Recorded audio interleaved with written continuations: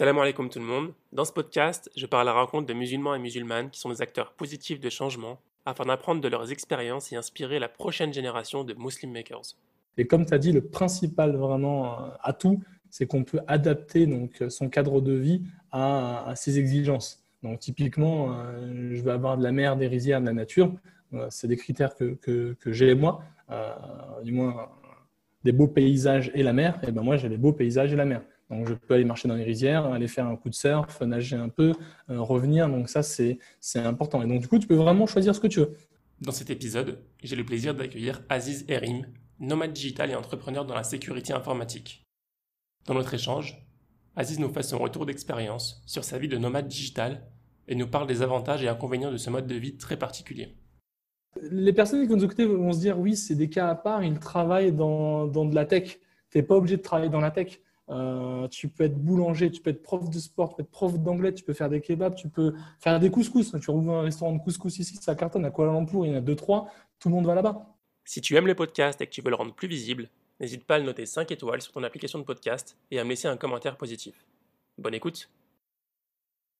Salam alaikum wa rahmatullah, Aziz. Alaikum salam. Ça se passe bien, je suis très heureux de t'accueillir sur le podcast. Merci en tout cas de ton invitation et donc je suis heureux aussi d'être avec toi sur ce podcast pour partager un peu mon expérience, donc avec grand plaisir. Aziz, depuis, alors ça se prononce Oyan. Voilà, là je suis à Hoi An, donc H-O-I, donc et plus loin A-N, donc Hoi An au Vietnam. Et donc du coup, voilà, je travaille d'ici, on en discutera plus en détail par la suite. Écoute, pour commencer, j'aimerais que tu en dises un maximum sur toi en 30 secondes, s'il te plaît. 30 secondes, allez, on va relever le challenge. Parce que je pourrais passer 3 heures, si tu veux, à t'expliquer ma vie. Donc, du coup, voilà, je m'appelle Aziz. Je suis donc digital nomade, donc je travaille à distance, donc tout en voyageant.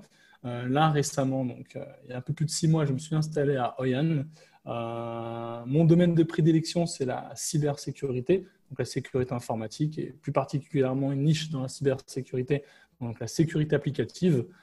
Et donc, du coup, voilà, donc je suis entrepreneur, donc j'ai 2 sociétés donc, sur lesquelles je travaille actuellement. Super, donc tu as dit quelques mots-clés, donc digital nomadisme, on en reparlera. C'est le fait que tu travailles dans la tech, notamment, qui te permet de faire ce que tu fais, travailler à distance d'où tu veux. Peux-tu décrire un peu en détail ce que tu fais dans ta boîte, le nom de ta boîte et ce que vous faites? Oui, alors du coup, on va dire, il y a 2 sociétés, donc l'une qui est Continuous et l'autre qui est AppSec Academy.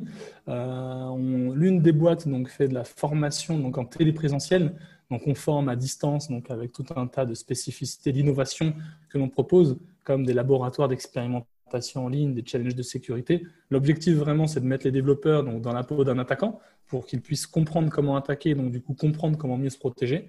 Et l'autre société, elle est plutôt dans le scan de vulnérabilité, mais pas du scan classique, des scans de vulnérabilité qui s'inscrivent dans une démarche DevSecOps. Donc, du coup, on respecte le time to market, tu développes, tu pushes ton code, tu le commits du moins sur un Git, automatiquement il est scanné et les résultats arrivent en parallèle, tu n'attends pas. Voilà. Donc, c'est vraiment de la security by design.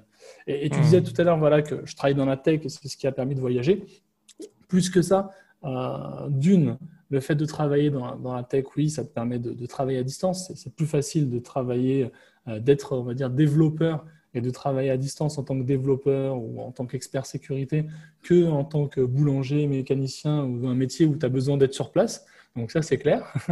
Donc le fait de travailler dans le virtuel, ça aide dans les produits virtuels, dans des choses qui peuvent se faire à distance. Après, ça ne suffit pas parce que du coup, c'est vrai qu'en France, tu as beau travailler dans des domaines comme ceux-ci, souvent, la mentalité qu'on va avoir, elle est très… en France, on a tendance à te dire, voilà, quand tu bosses depuis la société. Il y a un petit besoin de flicage, on a besoin de te voir avec nous. Et donc, du coup, c'est très difficile de trouver du télétravail en France. Ce n'est pas quelque chose qui est dans nos mentalités. Donc, voilà, donc c'est plutôt quelque chose qu'on voit côté en Amérique. Voilà, en Amérique, c'est quelque chose d'assez commun. Beaucoup de gens travaillent à distance, travaillent de chez eux, ils travaillent un peu partout dans le monde.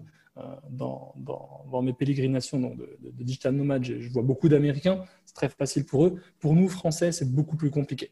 Et donc, du coup, j'ai dû créer mon propre métier avec ma propre façon de fonctionner pour pouvoir voyager et travailler. Voilà. Et ce n'est pas parce que je voyage que je travaille moins. Au contraire, je n'ai jamais autant travaillé parce que du coup, ça reste du travail qui est fait pour moi, pour ma société. Donc, du coup, voilà. Le prix de la liberté. C'est le prix de la liberté, exactement. Juste pour revenir un peu sur tes boîtes rapidement, comme ça on comprend un petit peu. Donc la deuxième, tu as utilisé pas mal de mots compliqués. La première, c'est formation en téléprésentiel. Et la deuxième, en fait, c'est des formations en ligne. Non, c'est pas des formations en ligne, justement. C'est un outil. C'est du scan. C'est du scan. C'est-à-dire c'est un outil, qu'un codeur, un développeur qui écrit ses lignes de code, voilà, il veut vérifier si son code est sécurisé, qu'il n'est pas, on peut pas pénétrer à l'intérieur facilement. Voilà, c'est ça. Voilà, grâce à votre scan, il pourra vérifier pour avoir un score de vulnérabilité, un peu comme on a dans notre ordi par rapport au virus, tout ça. C'est vrai que j'ai dit des mots compliqués, hein, mais grosso modo, voilà, c'est un peu.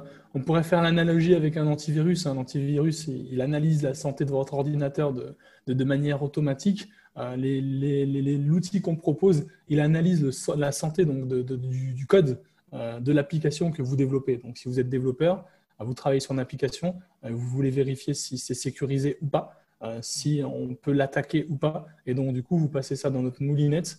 Elle va faire plusieurs types de scans. Elle va scanner le code, elle va scanner la manière dont le code tourne, elle va scanner les dépendances, etc., etc. Et ensuite, elle va retourner un certain nombre de résultats qui vont être, on va dire, digérés par les développeurs, leurs managers.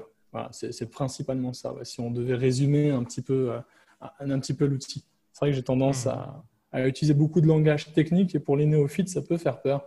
Donc, c'est un antivirus pour les applications que vous développez quand vous êtes développeur. Si on doit faire une analogie assez grosse, mais compréhensible. D'accord, super.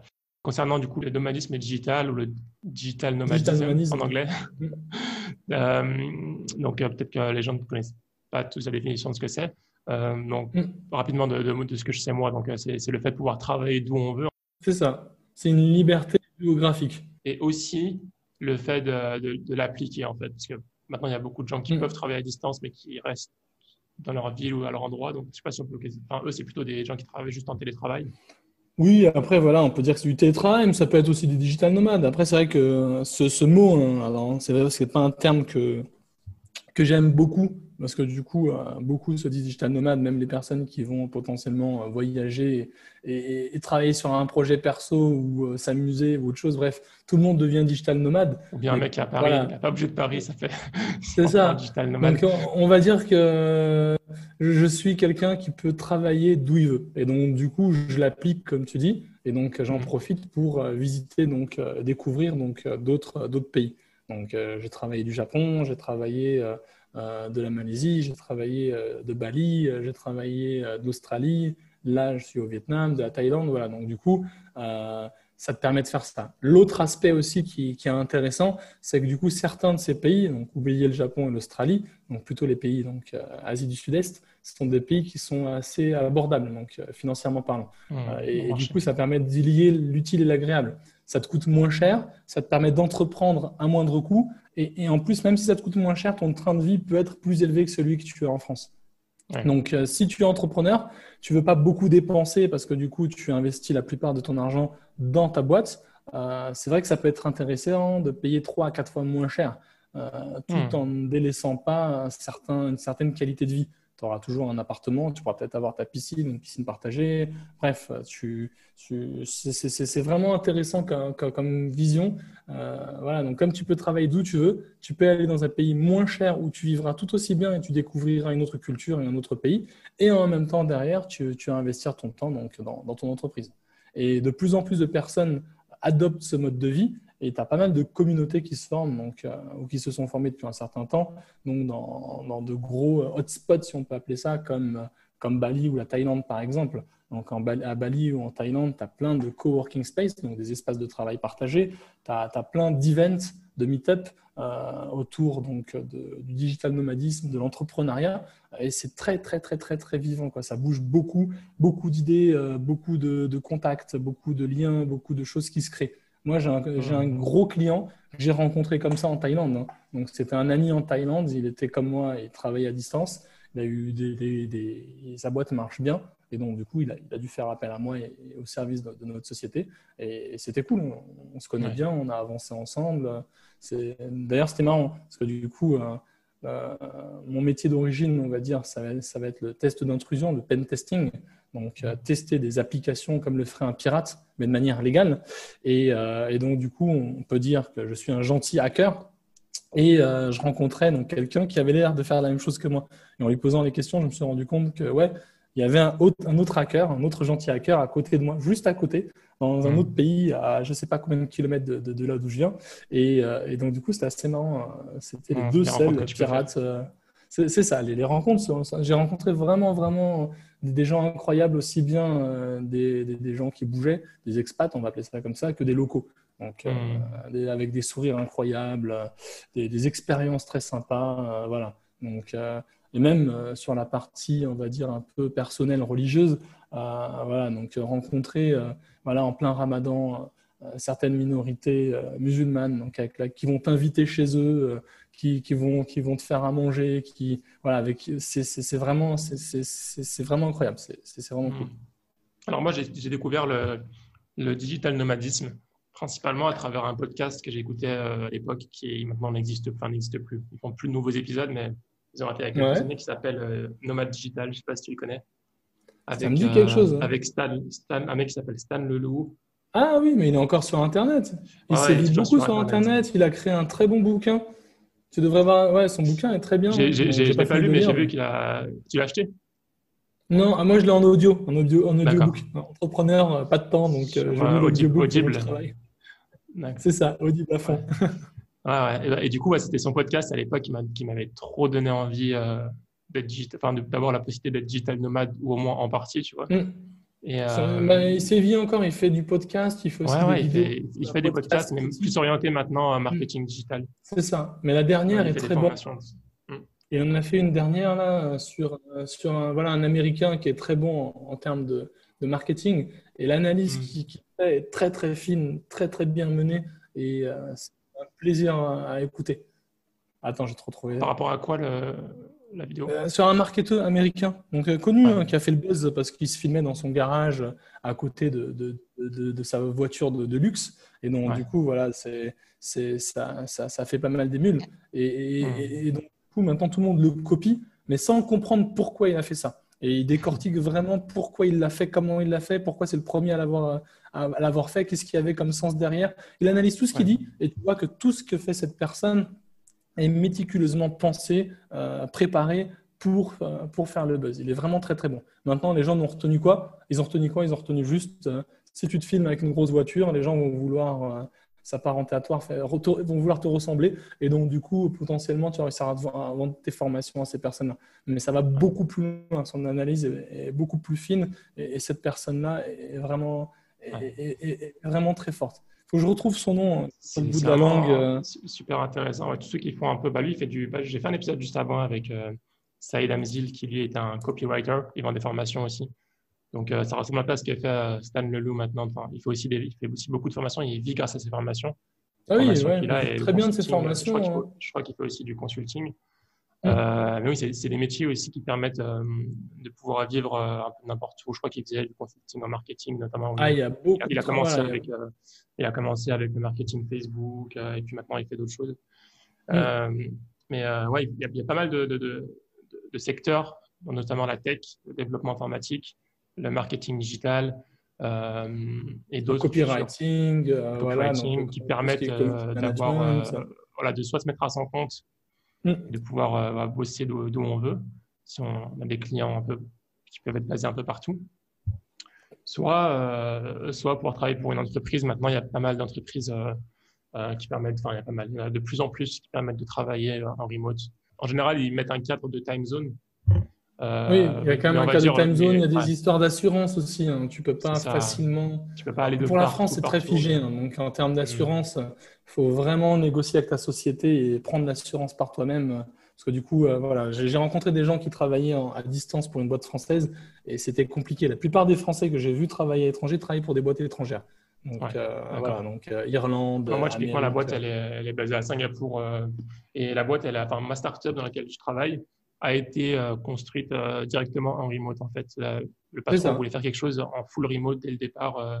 On a parfois accès à des coworking space, tout ça, et on se rencontre.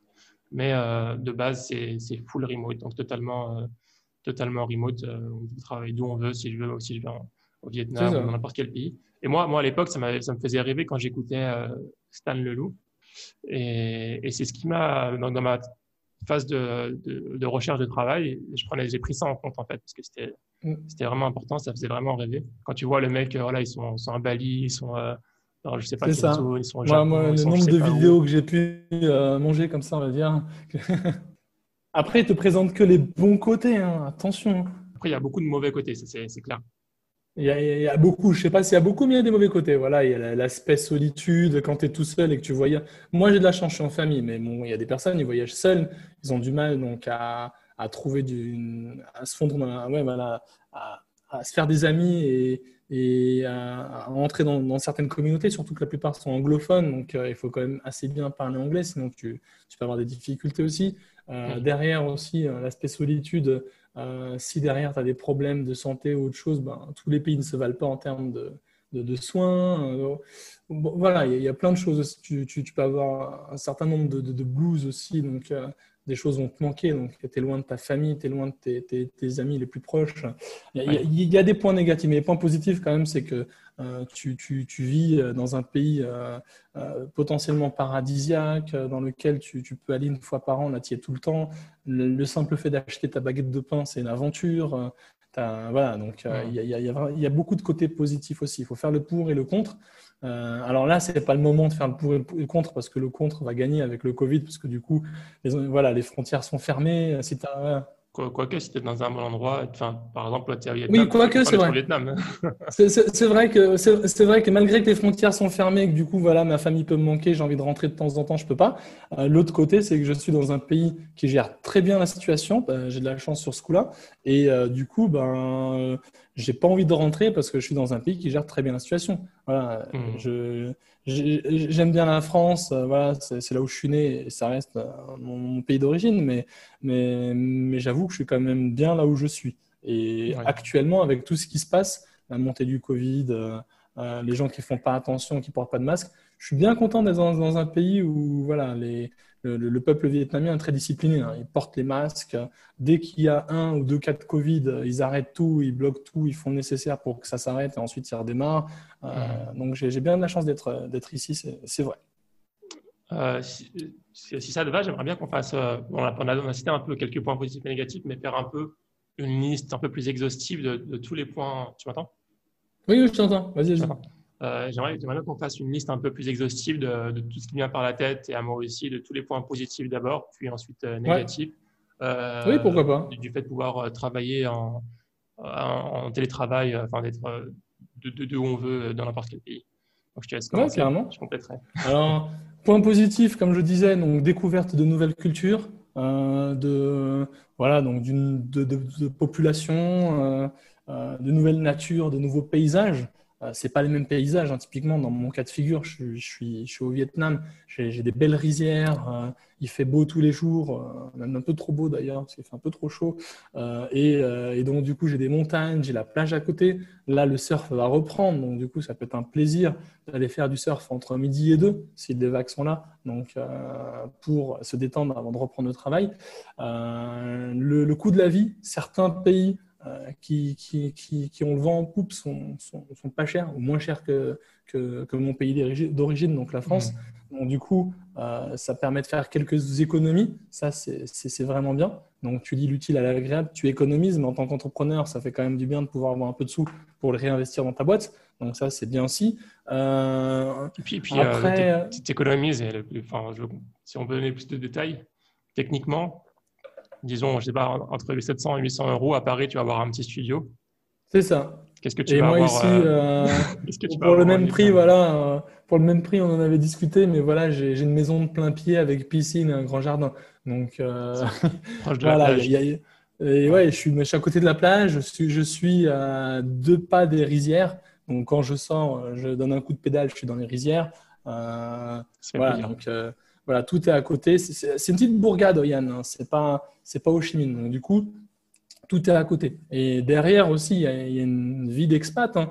Donc, on retrouve tout ce dont on a besoin en tant qu'expat, hein. La nourriture, bon, ça manque un bon petit couscous, un bon petit tagine. J'ai pas ça. Mais voilà, des pizzas, des burgers, de l'indien, voilà, tous ces trucs-là, on peut les retrouver ici. Plus la nourriture locale qui est très très bonne. Derrière aussi, on va avoir tout ce qui est sport et autres. Ça va être moins cher dans la plupart des cas. Et donc, du coup, on va pouvoir faire de la boxe, du foot, tout un tas de choses. Donc, jouer Du coaching personnalisé. du coaching personnalisé, ouais. On peut avoir du coaching personnalisé pour un coût qui est faible. Je veux dire, Ouais. il y a plein de personnes ici qui ont un coach. Et les coachs aussi, ça peut être des digital nomades, des gens qui vont travailler à distance. Moi, je connais des coachs qui voyagent et qui offrent leur service une fois qu'ils sont dans un pays. Et donc, du coup, certes, ils vont peut-être demander moins que ce qu'ils vont demander en France, mais du coup, par rapport au coût de la vie ici, ça va être très Par rapport au avantageux. coût de la vie, c'est très élevé pour les locaux. Mais Hum. pour quelqu'un qui a un salaire moyen en France, on va dire, Ouais, euh, pour un salaire moyen en France, tu commences à faire des choses, hein. Avec un salaire ouais. moyen en France, après, il faut voir aussi que certes, il y a plein de dépenses que tu vas pas avoir. Tu vas pas avoir l'assurance de la voiture, le loyer, donc du coup, il sera moins cher. Ou potentiellement, si tu es en Airbnb, ça va inclure tout. Ça va inclure l'électricité, Internet, l'eau, par exemple. Les transports sont moins chers. Ou au pire, tu as une petite moto, un petit vélo, tu n'as pas besoin d'une voiture et d'acheter une voiture.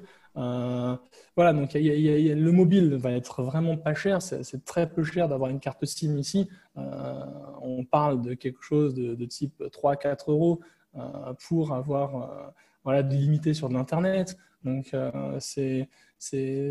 voilà, il y a beaucoup, beaucoup d'avantages. On se sent très, Mm. très bien ici. On est bien accueilli. Voilà, on vit bien. Après, il y a des espaces de coworking, donc du coup, tu peux travailler et avoir une communauté avec laquelle tu as travaillé. Donc, moi, j'aime bien être dans un bureau, avoir des mondes à côté.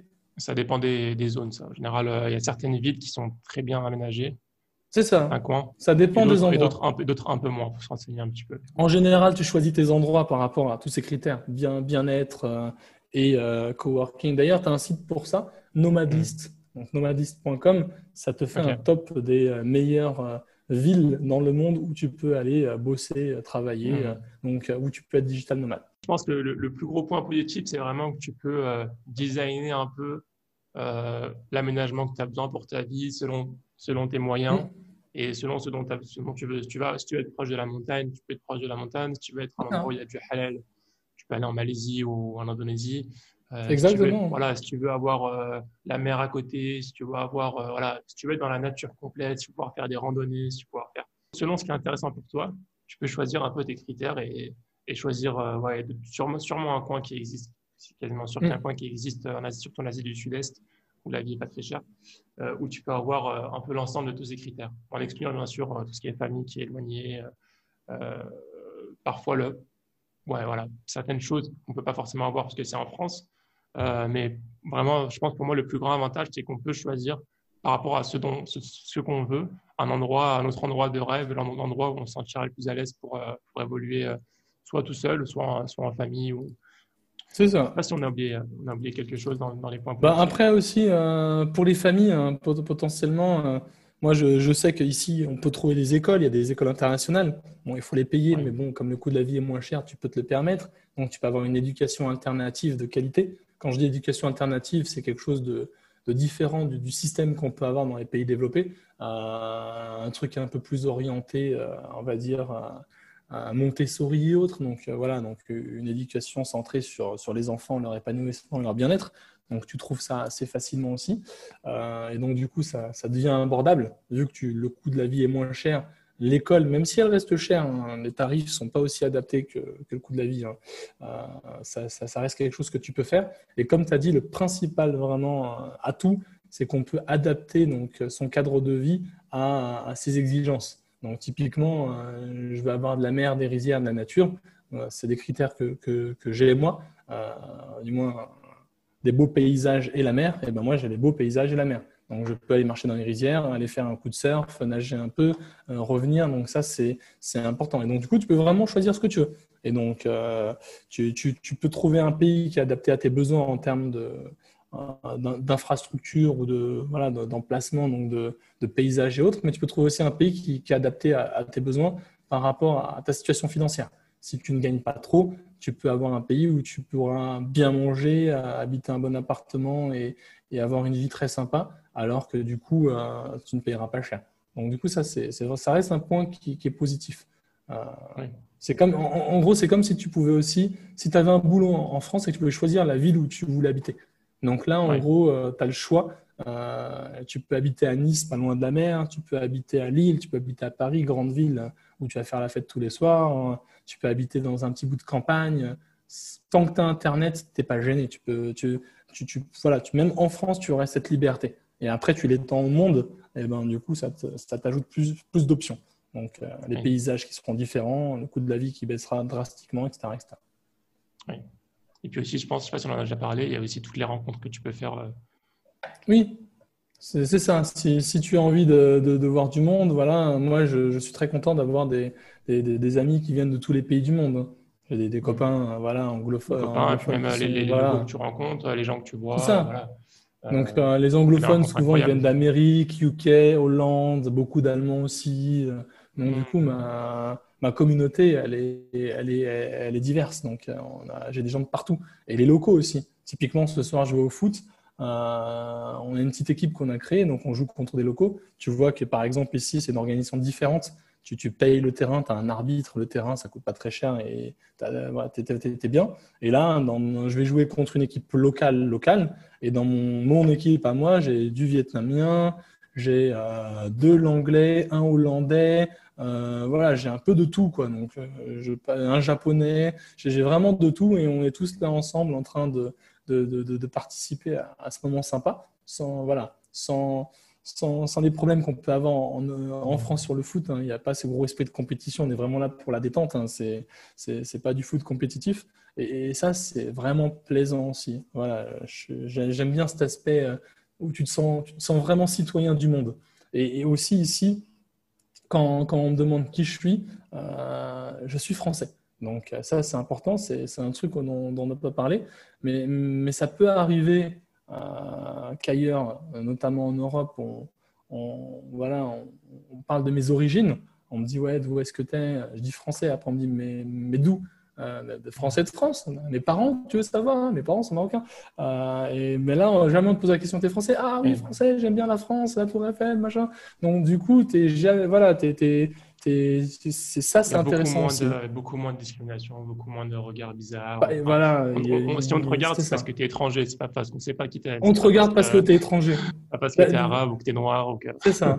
De manière péjorative, Ouais. vraiment de manière péjorative, c'est comme pour un Européen différencier un Vietnamien d'un Chinois et d'un Japonais, bref, un Asiatique. En France, beaucoup de personnes n'arrivent pas à les différencier. Voilà. Ouais. Donc, il faut quand même avoir un œil assez habitué. Franchement, même moi qui ai l'habitude de les voir, je peux me tromper des fois. Il y a des petites différences, mais pour eux, on est pareil. Hein, c'est la même chose. Hein. On est tous pareils, on a juste des couleurs un peu différentes. Et quand tu dis que tu es français ou russe ou je sais pas quoi, pour eux, ils font pas attention à ces aspects-là. Et ça, t'es juste étranger, voilà. T'es juste pas vietnamien. Et ça, c'est cool. Et puis le dernier, pour moi, le dernier avantage, après ça dépend si tu as une boîte en France ou à l'étranger, ou ça dépend des taxes, mais souvent, tu es moins taxé qu'en France, souvent. Certains réussissent à faire ça. Personnellement, moi non, parce que du coup, je suis dans la sécurité informatique. Ouais. Toi, tu bosses pour une boîte en France. Du coup, mes boîtes sont françaises, parce que du coup, il y a une histoire de souveraineté, hein, donc, dans le sens où les données doivent être en France, ma boîte doit être française. Voilà. Dans ton contexte, Si j'ai pas, dans mon contexte, ça fonctionne pas. Du coup, tu cotises pour la retraite, par exemple, ce genre de choses? Voilà, je cotise pour la retraite. Voilà, je paye mes impôts, beaucoup. Énormément. C'est ça, donc là, ça fait très très mal. Ouais. En gros, en France, ça sera dans les points négatifs, hein, mais Mais après, voilà, certains diront, mais si t'es pas content, tu pars ailleurs, machin, etc. C'est pas l'objectif. C'est qu'en France, quand tu gagnes 10 000 euros, il t'en reste 3 000 à 4 000 maximum. Donc, voilà. Et moi, ceux que je rencontre, ceux qui optimisent leurs frais ou ceux qui sont étrangers, et dans certains cas, quand ils touchent 10 000, il en reste 9 à 10 000. Donc, Mais ça change pour beaucoup tes de choses. clients, pour tes clients à l'étranger notamment, tu pourras avoir des holdings, enfin, tu pourras avoir des boîtes setup à d'autres endroits. C'est ça, c'est que la loi française est très compliquée, hein. Il y a beaucoup de choses qui existent sur Internet, beaucoup de choses qui sont fausses, beaucoup de web entrepreneurs. Oui, allez à Malte et tout, vous allez voir, vous ne payez pas d'impôts, machin. Mais il faut oublier, hein, là, ils ont une connaissance des lois Non, qui mais est je veux dire vraiment. pour toi, si tu es à l'étranger et que tes clients sont à l'étranger, tu peux. Bah, justement, Ouais, c'était un c'est rapport pas avec possible. ça, parce que c'est qu'en gros, en France, tu as 3 cas de figure qui font que tu vas payer des impôts. Et donc, du coup, Ouais, c'est soit tu as de l'immobilier en France, soit tu restes plus de X jours en France, donc à peu près 6 mois, ouais, 6 soit mois. tes assets financiers sont français. Ça veut dire que tes clients sont majoritairement français. Tu peux avoir une boîte à l'étranger, comme tu dis, si tes clients sont étrangers. Ouais. Non, mais Malgré genre, tout, regardez, il y a une boîte pour les clients français et une boîte pour les clients étrangers, c'est pas oui, possible. mais malgré tout, si tu fais ça, tu vas quand même payer certains impôts en Ouais, France parce que tu resteras citoyen français. genre, Si tu veux ne pas payer d'impôts en France, il ne faut pas que tu mettes les pieds en France plus de 6 mois. Il faut ouais, plus de 6 mois dans l'année. Il ne faut pas que tu aies d'immobilier. Donc, moi, j'ai une maison en France que je fais louer, donc à partir de là, c'est mort. Et il ne faut pas que tes assets financiers soient en France. Ça veut dire tes clients qui sont français, c'est mort. pour l'immobilier, c'est séparé. Si par exemple, voilà, si tu payes les impôts que sur l'immobilier que tu as, si tu ne payes pas les impôts Mais je sur. crois, je crois que ça fait de toi un citoyen français redevable des impôts, tout simplement. Non, C'est une bah, des conditions. je pense qu'il y a beaucoup d'expats, même à Singapour ici, qui ont des logements et ils payent les impôts que sur le logement, enfin les revenus du logement. Voilà, moi, j'avais vu que c'est. Après, tu as des accords dans certains pays, hein. Ouais, Tu as ouais. des accords. Certains pays te permettent de ne pas payer double. Mais quoi qu'il arrive, c'est quelque chose de très compliqué. Ouais, Voilà, qu'il faut donc, gérer. et qu'il faut gérer. Et quand tu essayes d'optimiser, c'est très dur d'optimiser. Une fois que tu as le pied dedans, c'est dur. Après, je t'avoue, si derrière tu n'as pas d'immobilier en France, si tu n'as rien là-bas, si tu y retournes rarement juste pour voir la famille, les amis, dans ce cas de figure-là, oui, tu vas pouvoir te passer des impôts. Et ce n'est pas des petites économies, hein. Moi, ceux que je connais, quand je dis qu'ils rentrent 10 000 et qu'il leur reste 10 000, c'est vraiment ça. Tu as des pays très avantageux pour ça, hein. Hong Kong est très avantageux. Hong Kong, tu as quasiment pas d'impôts et tu peux mettre en frais ce que tu veux. Donc, tu peux mettre en frais ta moto, ton appartement, ta nourriture. Donc, du coup, tout ça, ça passe. Tu vois, c'est ultra propice à avoir plus d'argent sur Ouais. son compte. Moi, je t'avoue, voilà, quand je rentre 10 000, j'ai un client, il me donne 10 000 euros parce qu'il a été content de ma prestation ou parce qu'il a fait une formation, je sais pas quoi. Ben, à la fin, ce qui me reste, moi, c'est 3 000 à 4 000, quoi. Donc, Ouais. tu vois vite ça passer. C'est le Mhm. jeu, hein. On fait avec, mais, De toute mais façon, voilà. dans ce cas de figure où tu dois payer les impôts en France parce que tu es dans le cas de figure où tu dois en payer. De toute façon, tu aurais touché la même chose que tu sois en France ou ici. Donc, C'est ça, voilà. exactement. Il faut considérer que tu restes en France, quoi. Donc, C'est pour le coup, optimiser, c'est bah, compliqué. imaginons que, je sais pas, j'ai un salaire random, je sais pas, 3 000 à 4 000 euros. Si tu touches 3 000 à 4 000 euros par mois net, C'est dans un ça. pays, en France, par exemple, si tu vas à Paris, ben, tout va quasiment partir enfin, tu vas peut-être vivre avec quasiment tout, mais réussir à mettre 500 euros de côté ou je ne sais pas. C'est ça. Ouais. Alors que C'est dans un pays exactement ça. comme le Vietnam ou la Malaisie, voilà, tu vas vivre tout frais compris pour 2 000 euros et tu vas mettre de C'est côté 1 500 euros. c'est exactement ça, hein. C'est l'histoire de ma vie, hein. Donc, on est deux cadres, donc avec ma femme. On gagne relativement bien notre vie. Avec la maison, les deux voitures, la nounou, ça coûte super cher, hein. C'est ultra important, mais c'est super cher. Bon, tu prends tous ces frais-là, l'assurance, comme je t'ai dit, etc. À la fin, il te reste peu d'argent. Tu as de Hum, quoi manger, quelques restos ciné, mais bon, c'est pas donné. Et ensuite, à la fin, il te reste rien. Donc, tu peux à peine ou pas économiser, malgré 2 salaires de cadre, hein. Moi, Certains te diront, ouais, oui, j'ai un ami qui a fait limite, il a fait une dépression à cause de ça. En fait, il avait un Français, du coup, un frère français qui bossait en Malaisie, du coup, qui avait sa boîte en France, et du coup, qui s'était trop habitué à vivre à l'étranger. Donc, il a vécu dans plusieurs pays, dont la Malaisie. Et là-bas, voilà, c'est à peu près les mêmes coûts, c'est légèrement plus cher, oui, peut-être, je sais pas, c'est ça. Non, c'est à peu t'as près le même ton, coût, hein. Il y a moyen que le Vietnam soit un peu plus cher même. ouais. Tu vis, je sais pas, pour ma sœur, tu mets 1000 euros ou tu mets 800 euros, tu as un 100 mètres carrés plus une piscine. Enfin, t'as un Ah appart qui oui, s'appelle les condos, les condominiums avec enfin, je sais pas, un cours c'est de ça. Bah, tennis, un cours en de je sais pas général, quoi, ce que tu veux. 800 Et euros, tu vas avoir un bon condo, 70 mètres carrés, deux pièces, un ouais, salon avec salle de sport en haut et piscine sauna. Ouais. ouais. Ah, ouais, ils appellent ça condo en Asie du Sud-Est. Donc, c'est des complexes en fait C'est ça. voilà, qui incluent toutes ces Qui choses. Donc, inclut un gardiennage souvent, ouais, et ces choses-là. gardiennage, salle Voilà. de sport, le genre de choses que en France coûterait des milliers et des milliers d'euros. Et encore, ça existe même pas en France. Enfin, j'en ai jamais C'est vu. ça. Et quand il a dû rentrer en France à cause du travail pour 1 ou 2 ans, il a fait une dépression. En fait. Il payait le loyer, je sais pas, il payait 1500 euros de loyer. Il avait un appart, comparé à ce qu'il avait, c'était pourri. Enfin, en fait, là, en comparaison avec ce qu'il avait en Malaisie, il se sentait tellement perdant. À la C'est fin, il arrivait ça. à mettre moins de côté. En plus, il supporte pas le froid, donc il y avait l'hiver qui, à chaque hiver, C'est ça. il pétait C'est un que câble. tu t'habitues à un certain luxe. Après, on a beaucoup d'avantages en France qu'on n'a pas dans d'autres pays. Je suis C'est d'accord. On va ça. Donc, avoir donc ouais. la sécurité sociale. Tu appelles les pompiers d'ambulance, ils vont se déplacer gratuitement. On te laisse jamais crever de faim. Si tu n'as pas de sous, on te donne des aides, etc. On est un des derniers pays, on va dire, socialistes au monde. Donc, je parle économiquement parlant. Et ça, c'est top. Par Ouais. contre, c'est vrai que du coup, sur cette nouvelle ère, hein, on est aussi citoyen du monde. On voyage plus facilement. Dans certains cas, on peut travailler depuis Internet. Et donc, ça peut être super sympa de pouvoir changer. Je veux dire, je reviendrai en France ou je reviens de temps en temps. Mais de temps en temps, j'ai aussi envie de changer. Et quoi qu'il arrive, il n'y a pas vraiment. Je suis un peu dans. Comment dire? Il n'y a pas vraiment de. Il n'y a rien qui définit ma situation. Je veux dire, je suis pas je n'ai pas de nationalité ou j'ai pas de permis de séjour dans les pays où je vais. Régulièrement, tu y vas avec un permis de 6 mois, 1 an, tu le renouvelles. Voilà. Il n'y a Merci le pas passeport de. français.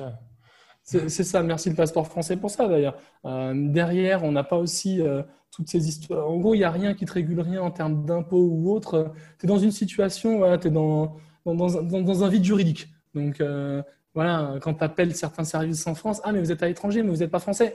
Oui, si je suis français, je paye tous mes impôts en France, je cotise pour ma retraite, je fais tout comme vous, hein. Il n'y a pas de différence, c'est juste que je suis en vacances longue durée. Oui, mais non, vous n'êtes pas en France, donc du coup, vous ne pouvez pas bénéficier de telle ou telle chose, donc c'est compliqué. Et c'est dommage, j'aimerais bien qu'il y ait plus de pays qui s'adaptent à ce mode de vie, et c'est ce qui est en train d'arriver. Tu vois, par exemple, tu as l'Estonie Ouais, j'allais en qui ont parler. une e-citoyenneté, voilà, donc Mhm. pour te permettre, voilà, donc en tant que digital nomade, de développer l'économie estonienne. Tu as, comment s'appelle cette île? Oh Donc, là juste pour en là, parler un peu plus de ce visa-là, en oui, fait, en Estonie, tu peux acheter un visa. Il s'appelle le e-visa. Je sais pas combien il coûte, quelques centaines d'euros, je crois. ouais, c'est pas grand-chose. Ça te permet surtout d'avoir un IBAN européen, de faire du business avec l'Europe et de développer ton activité. Parce que c'est vraiment un e-visa, c'est Ouais, quelque chose qui est virtuel. Et donc, du coup, tu peux avoir une entreprise en Estonie, mais derrière, eux, ils développent leur économie fortement grâce à ça, parce qu'ils ont un taux d'imposition qui est très avantageux, l'ouverture sur l'Europe et autres. Mais tu as des pays qui font ça de manière beaucoup plus concrète. Je ne sais pas si tu appelles ça un pays, mais les Barbades, par exemple, ils ont vraiment un visa digital nomade.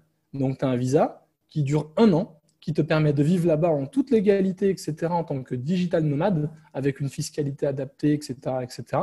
Et donc, du coup, ça, c'est cool. Parce que quand tu es digital nomade, tu as le problème des visas. Ça va être dans la partie négative. Tu dois avoir aussi un visa en règle.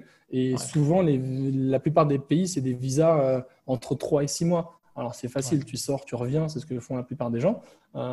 Mais bon, à certains moments, tu as envie de rester plus que 3 mois. Et donc, du coup, comme maintenant, moi, je reste plus de 3 mois. Tu peux monter une succursale dans le pays. Enfin, tu peux toujours te débrouiller si tu veux rester un peu plus longtemps dans le pays. En général, Ah oui, alors, ouais. ça, c'est une chose. Quand un pays te plaît, tu peux monter une entreprise dans ce pays, c'est Pas de très facile. souci. En Thaïlande, ils ont des taux d'imposition qui sont juste magnifiques et aussi, ils ont des Thaïlandais qui peuvent bien bosser pour pas très cher. Donc, tu peux créer ta boîte. Moi, j'ai un ami qui a créé sa boîte là-bas.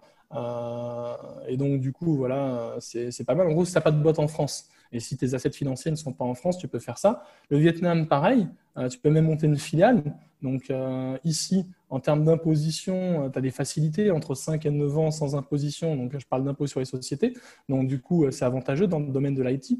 Beaucoup de Français montent leur boîte ici, j'en connais quelques-uns et ça marche bien. Il y a un bel écosystème, il y a même Ubisoft, il y a plein de grosses boîtes aussi qui s'installent ici. Un développeur, c'est entre 1000 et 1500 euros expérimenté. Donc ça peut valoir le coup dans certains cas. Il y aura d'autres problèmes comme la possibilité de sortir l'argent vietnamien dans d'autres pays. C'est une monnaie qui est assez locale, donc c'est difficile de convertir des dongs en euros. C'est très protectionniste, hein. Tu ne sors pas l'argent comme tu veux. Par contre, si tu vis ici, c'est la fête. Hein. On va dire comme ça. Comme ça. Voilà, donc je pense qu'on a, dans les années qui vont arriver, bon, à part avec le Covid qui a ralenti tout, on va avoir un shift. On va avoir beaucoup de métiers qui vont se faire à distance et on va aussi avoir beaucoup de facilité à travailler à distance. Et quel que soit son travail, imaginons que vous êtes en train d'écouter le podcast et vous dites « Ouais, mais ça ne s'applique pas à moi, je suis prof de sport ». Le nombre de profs de sport que je vois ici, c'est juste hallucinant. Hein. Ils sont tous coachs ou profs dans une école, ça marche très très bien.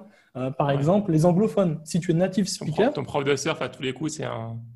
Exactement, mon prof de surf, à tous les coups, il vient de Biarritz, et voilà, il est venu ici et il donne des coups de surf, des cours de surf aux expats. Hein. C'est très commun.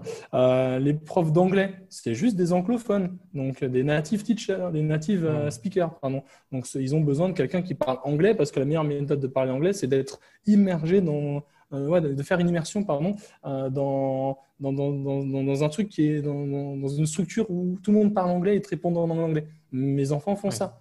Donc, du coup, en un mois, ma fille s'est mise à parler anglais et à comprendre l'anglais. Et donc, ce qu'ils veulent, c'est juste des native speakers. Si tu parles très bien anglais, si tu es bilingue, tu peux te retrouver avec un très, très bon salaire ici. Ici, j'ai halluciné sur le salaire des profs d'anglais. Un mois, c'est à peu près 2000 euros. 2000 euros pour un pays comme ça. Au lycée français ou… École française, n'importe laquelle. Parce qu'une école française, ça coûte à peu près 5-6 000 euros l'année. Donc… Du coup, ils ont des moyens. Je veux dire, une école internationale, je dis française, mais l'école internationale, c'est 5-6 000 euros l'année. Ils ont les moyens. Donc, ils peuvent recruter de très bons professeurs et donner de très bons salaires. Ça marche très bien. Beaucoup de gens vont nous écouter et se dire « Moi, je fais juste ça. » Ouais. Puis, ceux qui travaillent dans tout ce qui est boulangerie, cuisine française, ça marche. Même cuisine orientale. Même dans des pays… Voilà, tu vas au Japon, tu es boulanger, tu cartonnes. Ils adorent la bouffe française. Il y a des boulangers qui ont fait fortune. En Asie, tu as souvent des Français qui vont ouvrir une pâtisserie ou une boulangerie. Et donc, tout le monde va aller acheter… Ils aiment tellement la bouffe française qu'ils font des fausses boulangeries françaises avec des fautes d'orthographe. C'est ça, exactement. Ils adorent. C'est même pas de la bouffe française. Alors, si tu as de la vraie bouffe française, ils sont comme des dingues. Ils aiment bien les mots un peu sexy en français, les trucs un peu romantiques, sexy. Mais des fois, ça ne veut rien dire. Ça ne veut rien dire ou ça veut dire quelque chose de… Voilà. Et au Japon, il y a beaucoup de ça. Au Japon, il y a plein de trucs comme ça. J'avais vu, c'était un institut de beauté avec un nom français… laisse tomber, un truc qui voulait rien dire. Il y avait une faute d'orthographe et tout, mais ça faisait bien. Et donc, du coup, voilà, ils ont bien aimé. Mais il y a je veux dire, imaginons, tu fais un truc tout bête. Tu fais du kebab et tu as monté ta structure en France. Si tu arrives à faire la même chose en Asie, tu cartonnes. Il n'y a pas de kebab ou très peu. Et les kebabs qu'on a en France sont les tacos, tout ce qui est très développé, ça marche. C'est un métier, on va dire, on n'y pense pas. Je veux dire, j'ai juste peur que les gens se disent oui, mais ils sont digital nomades parce qu'ils travaillent. Voilà. Oui, moi, le problème, je suis arrivé en France, j'ai fait une indigestion, j'en mangeais tous les jours. Mais bon, passons ça. Mais les personnes qui vont nous écouter vont se dire oui, c'est des cas à part, ils travaillent dans de la tech. Tu n'es pas obligé de travailler dans la tech. Tu peux être boulanger, tu peux être prof de sport, tu peux être prof d'anglais, tu peux faire des kebabs, tu peux faire des couscous. Tu rouvres un restaurant de couscous ici, ça cartonne à Kuala Lumpur, il y en a 2-3, tout le monde va là-bas. Maintenant, même certains métiers… D'ailleurs, il n'y a pas beaucoup de bouffe. Il y a souvent de la bouffe syrienne, libanaise. C'est ça. Il n'y a pas beaucoup de bouffe marocaine. Il n'y a pas beaucoup de marocains, algériens. Algériens, il y en a quasiment pas. Il y en a très peu. Il y en a quelques-uns à Kuala Lumpur que j'avais vu. Thaïlande, peut-être, en a un ou deux. J'en avais trouvé un, mais c'était le seul en Amérique latine. Parce que là-bas, il y a vraiment très peu. On est très peu représentés. Et du coup, ça peut manquer. Mais ce n'est pas que ça peut manquer, c'est que les gens aiment ça. ceux qui existent, ils sont suffisamment bien faits. Et encore, même si c'est pas la qualité de ouf, Ouais, c'est mais souvent même, voilà, bondé de monde, c'est souvent overbooké parce que les gens ils c'est overbooké. La dernière fois, il y a quelqu'un ici, donc durant le Covid, qui est bon en cuisine, qui a commencé à monter son business en cuisine. Et donc, du coup, il a décidé de faire un couscous. Il s'est cassé la tête pour trouver des merguez, etc. Il a fait un couscous. C'est pas le couscous de ma c'est mère, la hein, team voilà, couscous mais merguez. c'est ça, voilà. C'est pas voilà, c'était pas le couscous de ma mère, mais c'était un couscous qui passait. Je peux te dire que le jour où il a fait ça, c'était blindé de monde. Tout Hoi An est venu manger son couscous. Il a fait fortune en une nuit. Il est C'est reparti. quelque chose d'exotique. C'est ça. C'est quelque chose C'est d'exotique. exotique, Tout le monde ça en a marche. besoin. Et beaucoup de métiers se digitalisent. Par exemple, moi, la plupart des services que j'utilise, bancaires, euh, tout ce qui est juridique et autres, c'est en ligne. Et donc, du coup, tu as beaucoup maintenant de comptables en ligne, de juristes en ligne, d'avocats en ligne. Et donc, du coup, tu peux même des métiers comme ceux-là, tu peux les Designer faire en en ligne. ligne. Designer en ligne. Il y a énormément de métiers qu'on peut maintenant faire en ligne. Et c'est très facile de se réorienter. Ma femme n'était pas du tout dedans. Elle faisait un métier purement un terrain, pardon, donc qualité, sécurité, environnement. Et quand on a embrassé ce nouveau mode de vie, elle s'est réorientée. Elle a utilisé ses CPF, donc son droit à la formation. Elle s'est réorientée en tant que community manager, donc la personne qui gère donc, les réseaux sociaux des entreprises. Et ça lui permet maintenant de travailler à distance. Il faut éviter les pensées limitantes, se dire c'est pas pour moi. Il y a beaucoup de choses qu'on peut faire pour gagner sa vie tout en étant libre géographiquement parlant. Ne serait-ce que pour habiter dans un endroit plus sympa et moins cher en France que Paris. J'aime bien Paris, mais bon, je préfère habiter dans un petit patelin, c'est plus tranquille. Moi, je suis comme ça. Si tu aimes la tranquillité, c'est la ça. mer pas très loin. Paris, c'était bien quand j'étais jeune pour faire la fête, etc. Maintenant, c'est bon, je suis trop vieux pour ces bêtises. On a parlé beaucoup des points positifs, maintenant les points négatifs. Les points négatifs, l'accès aux soins, même s'ils ont de très bons soins dans la plupart des pays, voilà, avoir des meilleurs soins qu'en France, le prix c'est le prix. Voilà. Moi, je suis allé ramener ma fille donc, aux urgences au Japon alors heureusement, on a des assurances, etc. Les assurances sont chères, mais heureusement qu'on en a une. Et pour une petite fièvre et pour du Doliprane, on en a eu pour 300 €, quoi. Donc, l'équivalent d'une consultation chez le généraliste en France qui a 25 €. Donc, voilà.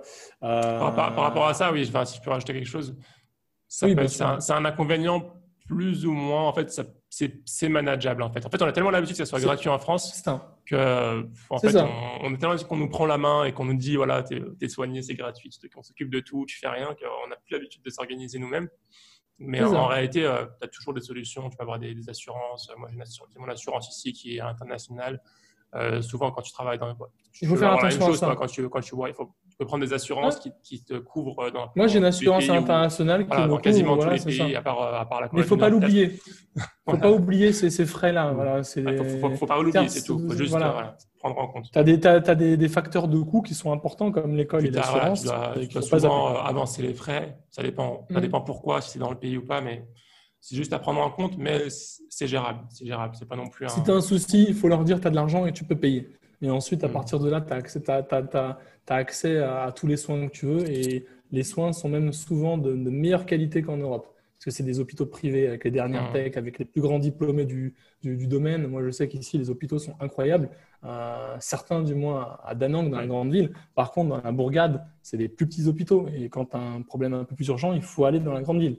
Et tu n'as pas tout ce qui est système de pompiers, SAMU, ambulance. C'est très privé. C'est pas tu appelles un numéro, ils viennent te chercher. Donc en France, on est dans un pays très développé, on a de la chance d'avoir tout ça. Quand tu pars ailleurs, il faut réadapter ta façon de penser, ta façon de vivre parce que ça ne marche pas de la même manière. Donc il faut avoir une assurance. Il n'y a pas de sécurité sociale. Il faut peut-être que tu ailles toi-même chez le docteur. Donc ils ne vont pas venir te chercher. Quand tu choisis un pays, en gros, choisis le bien.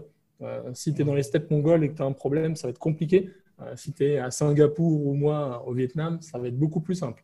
Donc, et si tu es au Japon, tu vas payer une douille. Si tu es en Amérique, la plupart des assurances ne couvrent même pas l'Amérique, tellement que c'est cher. Mon assurance, par exemple, ne couvre pas l'Amérique. Elle couvre tout sauf l'Amérique. C'est trop cher l'Amérique. Donc, ça, c'est un point négatif. Faut faire attention. C'est un petit point négatif, c'est pas un gros point négatif. Après, la distance avec la famille, les amis. Mais bon, si, je veux dire, avant j'étais à Lyon, ma famille était à Paris, ça reste toujours compliqué de monter tout le temps à Paris, etc. Tu fais ça une fois par mois, une fois tous les 2 mois. Voilà, les amis, pareil, entre le boulot, les enfants, etc., tu n'as pas tout le temps de les voir. Là, au contraire, ce qui est bien, c'est que quand il n'y a pas le Covid, ils se motivent, ils se disent ah, mais on va venir te voir, ils voyagent. Donc, j'ai plein d'amis qui sont venus nous voir. Ouais. Donc, c'est un point négatif, mais que tu peux tourner positivement. Après, quand tu es tout seul, tu as plein de gens qui souffrent de dépression parce qu'ils sont seuls, parce qu'ils ont moins d'amis, parce qu'ils ont du mal à communiquer. Donc, ça peut arriver. Il y a des gens qui s'ennuient, voilà, donc qui veulent embrasser ce mode de vie qui les fait rêver, mais qui s'ennuient. Après, tu as quoi? Tu as peut-être d'autres idées en tête? Parce que c'est des mini points négatifs que je trouve. Oui, c'est des points négatifs. Ouais, après, c'est associé à des conseils. Voilà. Enfin, pour une personne, si vraiment elle veut adopter ce mode de… Ça dépend si la personne veut adopter ce mode de vie temporairement ou sur le long terme. J'ai envie de dire, si une personne veut le faire pour le long terme, c'est compliqué si on n'est pas déjà, par exemple, si on n'est pas déjà marié, ou c'est ça. de trouver sa moitié à l'étranger. Ouais, par exemple, assez compliqué. ça arrive, hein, des belles histoires comme ça. Moi, j'ai un ami anglais qui a fait ses études ou qui a commencé à travailler au Japon et qui s'est retrouvé, qui s'est marié avec une japonaise, par exemple. Mais après, tu as aussi ceux qui galèrent, quoi. Ils ont du mal ça dépend de ce que tu fais, de ce que tu cherches, de ton âge aussi. Il y a beaucoup de jeunes qui embrassent ce mode de vie. C'est un truc très millénial. Quand tu as un âge plus avancé, c'est peut-être plus compliqué. Donc, tu as moins de personnes avec qui tu vas pouvoir communiquer, ou la plupart sont déjà en couple. Donc, je pense que si tu es célibataire, ça peut être compliqué. Mais bon, le contre-coup, c'est que quand tu voyages seul, en vrai, tu n'es jamais seul. Tu rencontres toujours du monde et tu es toujours avec du monde. Donc, c'est un point négatif, mais il y a un avantage à voyager un seul, pas toute sa vie, mais une partie de sa vie, quelques mois peut-être. C'est que souvent, ça permet de se découvrir, de réfléchir sur soi-même, à force de rencontres, on est un peu plus se cacher, et les moments où on se retrouve tout seul, ça permet vraiment de réfléchir sur soi-même, et ça permet d'évoluer sur le plan personnel en général. Il y a un travail sur soi, un épanouissement personnel que tu ne peux faire que quand tu es tout seul et quand tu es confronté à toi-même, et que du coup, tu n'as pas tout le confort que tu peux avoir en France. Tu n'as pas ta famille, tu n'as pas tes amis, tu dois te débrouiller, tu dois te faire de nouveaux amis. Et donc, du coup, ça te pousse à te connaître et aussi à avoir confiance en toi. Et donc, du coup, si tu as confiance en toi, après, le reste, tu arrives à le gérer correctement, quoi. Oui. Un point négatif aussi, je dirais, si on n'est pas entouré et qu'on est très jeune, on peut très vite s'entourer de mauvaises fréquentations. Oui. Surtout si on va dans des endroits assez festifs, genre Bali. Je veux dire, si tu es digital nomade à Pattaya, c'est mort pour toi. Voilà, c'est mort pour toi. Direction, tu pars dans la mauvaise direction. C'est ça. Faut soit construire ou avoir de base une maturité assez, être accroché un minimum à son digne et faire attention un peu à qui on fréquente, pas faire n'importe quoi. Après, il y a beaucoup de gens qui se perdent à l'étranger.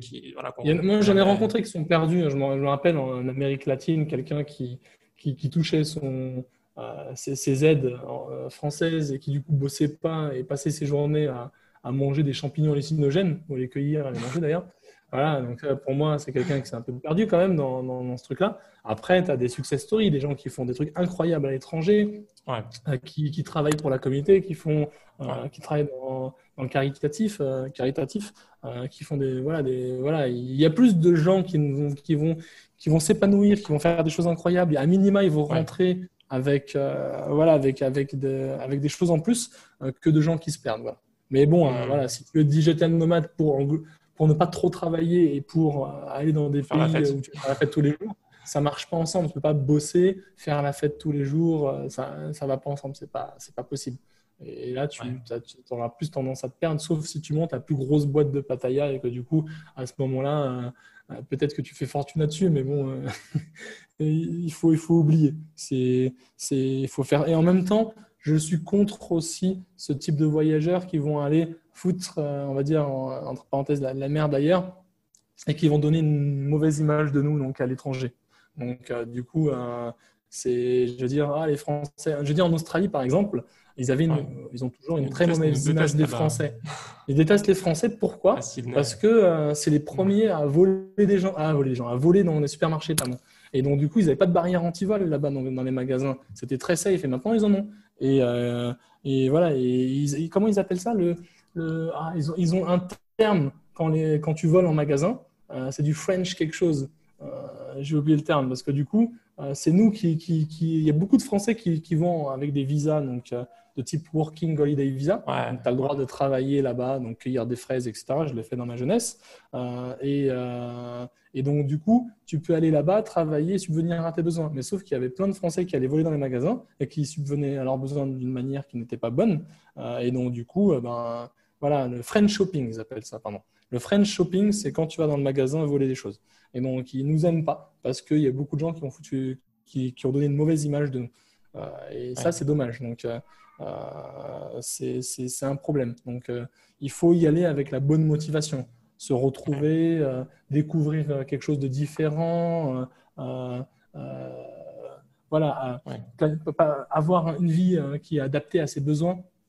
Si tu as envie de faire du surf tous les jours, si tu as envie de travailler un peu moins. Voilà. Moi, je connais des gens ici, ils sont venus, ils ont monté un restaurant ou ils travaillent avec un restaurateur, ils font du vélo tous les jours, ils vont aller nager tous les jours, ils sont ultra heureux. Donc, il faut vraiment avoir une vision positive. Ne pensez pas bouger pour faire des bêtises. On va dire ça comme ça. Aussi en termes de relations humaines, enfin d'entourage, c'est un peu lié, mais voilà, si on a l'habitude, par exemple, de rencontrer les frères ou des amis assez régulièrement dans le week-end, tout ça, ça dépend d'où on est. Il y a des pays où il y a beaucoup de Maghrébins, tout ça, on peut se reconstruire en network, mais de manière générale, ça prend du temps. Déjà, si c'est possible, ça prend du temps, et c'est pas toujours le cas, et souvent, voilà, on est beaucoup moins nombreux, c'est vraiment souvent mais ça dépend des pays où tu vas, ouais. Moi, je suis le seul Français d'origine maghrébine à 100 km à la ronde. À 100 km à la ronde. Donc, du coup, ça peut être particulier. Ouais. Donc, mais c'est pareil. À Singapour, par exemple, et en Malaisie, voilà, je sais qu'il y a beaucoup de Maghrébins. À Singapour, on a un groupe WhatsApp de Maghrébins. Ils s'organisent des food, des dîners, ce genre de choses. Donc, voilà, on retrouve un peu cette chaleur. Mais après, tu vas avoir ça en Thaïlande, en Malaisie, à Singapour notamment, parce qu'il y a une grosse population musulmane, donc tu vas pouvoir te créer des affinités donc, à ce niveau-là. Même pas que musulmane, maghrébine, surtout, enfin voilà, maghrébine ou même, française. C'est vrai que les origines rapprochent aussi, et donc du coup, tu auras plus de facilité à trouver des Maghrébins là-bas, ou des personnes d'origine maghrébine là-bas. Donc Canada, Singapour, voilà, donc Malaisie, Thaïlande. Après, c'est vrai qu'il y a des endroits où tu as beaucoup moins de diversité donc, dans les digital nomades. Donc là où je suis, voilà, donc c'est pas aussi divers que là où tu es. Le Japon, c'était pas aussi divers. Voilà. Mais il y a d'autres choses qui expliquent ça aussi. On va dire, alors je parle pour moi, donc français d'origine maghrébine, voyager comme ça, c'est pas quelque chose qu'on voit facilement. On n'est pas ouvert à ce type de vie. Quand on grandit, ne serait-ce que sortir de la cité, c'est déjà quelque chose qu'on cherche à faire et qui est compliqué. Et des fois, on n'en sort pas. Et donc, du coup, si tu me dis, carrément, au lieu de sortir de ta cité, tu vas aller à l'autre bout du monde et tu vas aller vivre à l'autre bout du monde, c'est quelque chose dont je ne peux pas rêver parce que c'est trop gros. Et du coup, il faut aller vers ce type de… Il faut aller découvrir, aller voir ailleurs, etc. C'est important et c'est pas si compliqué que ça. En gros, c'est ouvert à tout le monde. Il y a plein d'opportunités, il y a plein de choses à faire. Et donc, du coup, voilà, il faut briser, casser les pensées limitantes et avoir plus de diversité qui voyagent. Pas juste ceux qui le peuvent parce que du coup, ils ont eu des parents qui voyagent. Donc, du coup, ils savent que le voyage, c'est facile et automatiquement, voilà, ils vont voyager. En tout cas, c'est important. S'il y a une chose que je pense qu'il est important d'avoir, c'est qu'il faut garder une vision en fait derrière. Il faut pas, si on veut faire ça, il faut qu'il y ait une vision derrière. C'est pas juste je pars voilà, parce que je veux aller à la plage. Parce que ça va vite partir. Au bout d'un mois, on est à la plage. Ça durera un mois. Ça, aussi, après, ça puisse paraître. C'est ça. Au bout de même quelques mois. À minima, À minima, il faut se dire, si je pars, mais ça va me permettre de réfléchir à ce que je veux faire par la suite. Voilà, Moi, j'en connais ça c'est le certains qui, minimum, voilà, voilà. c'est ça, ils viennent, ils prennent leur temps, Mais voilà, ça peut être, ils essaient de se trouver, de se hmm. comprendre et de voir ce qui les intéresse. Mais À ça peut minima, être il faut beaucoup se dire plus. Ça peut être beaucoup plus. Ça peut être avancer plus vite dans sa carrière professionnelle. Ça peut aussi. être voilà, vivre dans un environnement anglophone. Ça peut être, je sais pas Chercher des moi, opportunités. Si voilà, tu es j'ai des boulanger, tu opportunités. ouvres une boulangerie au Japon, tu vas cartonner. Moi, j'ai des Français que j'ai rencontrés. Ils ont ouvert une boîte de marketing à Ho Chi Minh. Ils connaissent tout Ho Chi Minh. Et donc, du coup, tous leurs clients sont là et Hmm. ils cartonnent. Donc, Ça il y a peut aussi être des aussi opportunités. pour l'éducation de ses enfants. Peut-être qu'on n'a pas forcément envie d'éduquer Ouais, ses enfants dans le contexte actuel qu'il y a en France. exactement. Ça, c'est important. Parce que, par exemple, dans mon cas de figure, j'aime beaucoup l'Asie du Sud-Est, Hmm. voir tous les pays qui sont du côté Est, parce que c'est très, très, très safe. C'est Oui, vraiment, vraiment très safe. Et donc, du coup, en tant que parent, voilà, vivre dans un endroit qui est très safe, dans où il y a lequel on n'a pas pas de, trop on de ne te regarde pas problèmes. bizarrement. Voilà, il n'y a pas de Ouais, discrimination. même Il ça y a pas craint de, pas, tu peux ça sortir, craint tu peux pas. Il limite n'y a pas de. sortir à poil avec des billets accrochés sur toi, personne ne t'embêtera. Et Hmm. les enfants, là, on les a laissés, ils étaient dans un café à côté en train de jouer, il y avait une animation, tu pars, tu reviens, tu les retrouves. En France, je ne ferai jamais ça. Je ne les laisserai pas quelque part sans Hmm. surveillance. Tu perds tes Oui, enfants, tu les retrouves. En France, tu as une chance sur deux de les retrouver. oui, Ça peut, voilà, ici, alors certes, ça peut s'expliquer aussi parce que du coup, l'État est plus strict aussi avec tous les, voilà, pour toutes les personnes qui commettent des délits. Mais bon, c'est très, très, très, très safe. Et ça, oui. c'est avantageux. Et l'école, pareil, quand tu vas en école internationale, l'éducation que tes enfants ont est différente de celle que tu peux avoir à l'école française. Je Oui. pense voilà, il y a beaucoup moins de compétition, c'est plus orienté à développement personnel de l'enfant. Donc, Selon l'école, ouais. euh, Selon voilà, les- la plupart des écoles ici sont comme ça, parce que les écoles qui ont été créées comme ça, qui ont été créées pardon, ici, c'est des chefs digital nomades, des voyageurs, des expats Ouais. qui sont venus ici, qui n'avaient pas d'école pour leurs gosses et qui du coup aussi avaient une certaine philosophie de vie. Et ils ont voulu créer une école qui répondait à leurs standards. Et les écoles Hmm. qu'on a, nous, ici, sont des écoles comme ça. Après, tu as des grosses écoles dans les grandes villes qui sont voilà, donc des franchises d'autres écoles d'ailleurs dans le monde. Mais la plupart, c'est comme ça. C'est vraiment Oui. orienté. C'est un peu voilà, une éducation alternative, un peu Montessori, si tu veux. Oui. Et puis, je crois que j'ai oublié de parler de ça, je voulais le citer, mais dans le cas où on ne cotise pas les impôts en France, on ne cotise pas pour la retraite en France, un des inconvénients, mais qui pour moi n'est pas spécialement un inconvénient, c'est que voilà, on ne cotise pas pour la retraite, donc on n'a pas on doit s'organiser pour sa Alors, retraite. si Si tu as on une n'a pas retraite plus prévu, tard, ouais, si tu as une retraite plus tard, déjà, ce n'est pas garanti, qui est loin ce d'être qui n'est pas garanti, gagné, ouais. et si tu comptes ne pas rentrer en France. Mais en tout cas, moi, je trouve que pour moi, ça a été beaucoup plus positif que négatif. Enfin, c'est beaucoup plus positif que négatif, puisque dès le départ, moi, j'organise ma vie voilà, pour préparer ma vie, Inch'Allah, dans plusieurs dizaines d'années, sans avoir à compter sur la retraite, Oui, le peu qu'on tu me mets donne de sur l'argent la de côté. retraite. Donc, Alors, il y a cette optique-là. Sinon, il y a une vision très américaine de la chose. C'est toute ta vie, tu prends des mini-retraites. Au lieu de travailler à fond jusqu'au jour où tu es épuisé, fatigué, en mauvaise santé ouais. pour profiter de ta vie, ben, tu profites de ta vie tout le temps de Oui, manière assez périodique. Donc, tu oui. fais 3 mois de retraite par an, ou 6 mois de retraite par an, ou découpé, ou 2 fois 2 mois de retraite par an. Et donc, du coup, voilà, même le fait de travailler à distance, tu es en retraite plus ou moins. Donc, Il y a plusieurs méthodes. Enfin, moi, j'ai écouté pas mal de. D'ailleurs, je crois que j'en ai écouté un sur le podcast La Martingale, où il parlait d'un concept, je ne sais plus comment ça s'appelait. Euh, ça a un nom, je ne sais plus comment ça s'appelle, où en gros, expliquait que c'est possible, voilà, si on organise bien ses rentrées d'argent, oui. possible d'être à la retraite à partir de 40, 35, 40 ans, d'avoir mis suffisamment de côté. Si on limite vraiment ses dépenses à partir de 40 ans. D'autres qui vont dire, Après, ça, oui. ça c'est l'extrême. Ouais. Il y avait un Ça, c'est reportage à extrême. la télé sur ça, mais c'est Ouais. extrême. Ils Ouais, avaient ça, je pense pas que je infirmier qui pourrais faire ça. économisait tout. Il Ouais, économisait tellement qu'il a perdu sa copine parce qu'il était radin, il dépensait rien. Et ouais, en gros, il avait calculé dans 5 ans. Donc, ouais, il aurait assez de sous pour vivre dans tel pays ouais. voilà, sans problème jusqu'à la fin de sa vie. Genre en comptant ses dépenses mensuelles, C'est fois ça. le nombre d'années, enfin un délire comme ça. Il y en a qui le On font. peut en déduire, ouais. Ça marche bien quand tu as des super gros boulots. Quand tu as certains Américains ont voilà, des couples qui ont des boulots très, très, très haut placés avec des très, très gros salaires, travaillent Ouais. 3 4 ans et après ils sont à la retraite dans la Peut-être pas, ouais. plupart des pays. Peut-être même plus, Voilà. même 10-15 ans, à 40 ans, on va aller tranquille.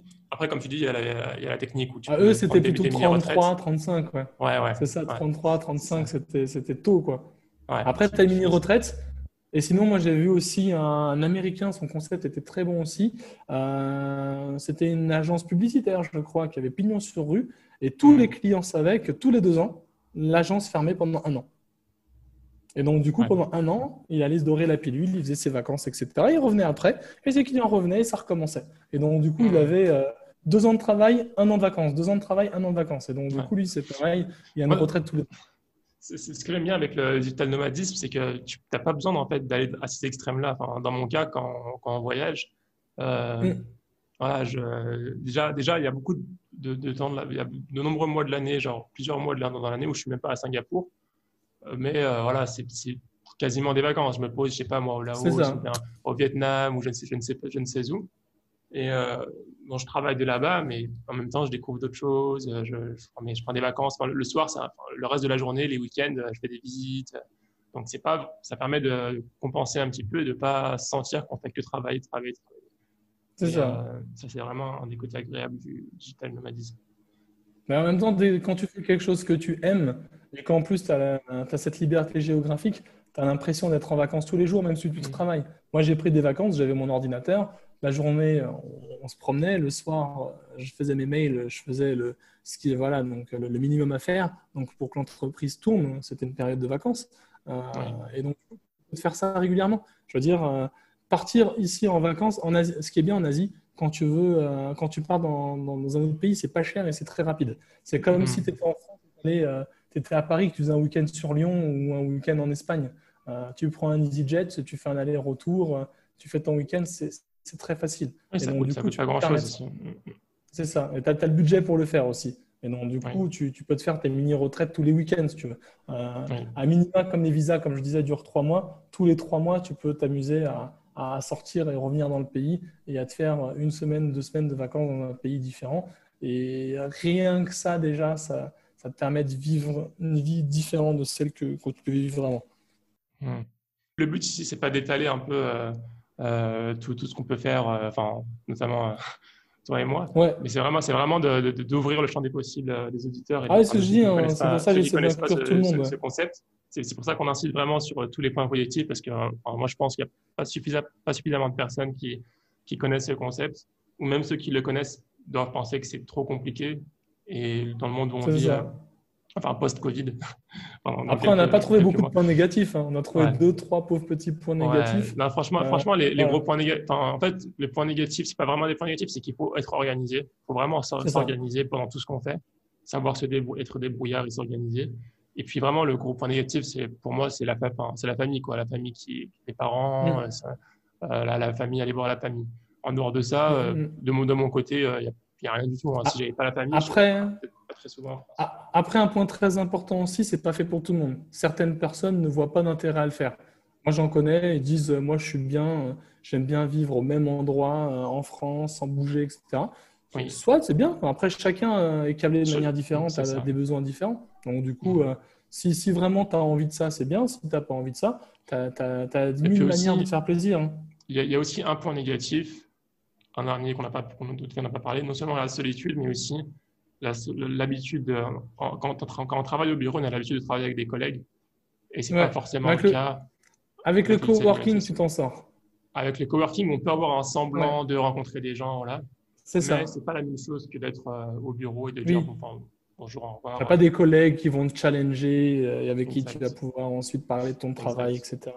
Mais tu peux avoir des collègues qui vont aussi te demander ce que tu fais, qui potentiellement vont t'apporter Mais des encore choses. une fois, ça a balancé avec la liberté qu'on a, totale liberté de C'est prendre ses ça. pauses, de faire sa prière comme on veut, de faire, voilà, ça c'est, après, tout s'équilibre au final et c'est vraiment par C'est rapport à ça.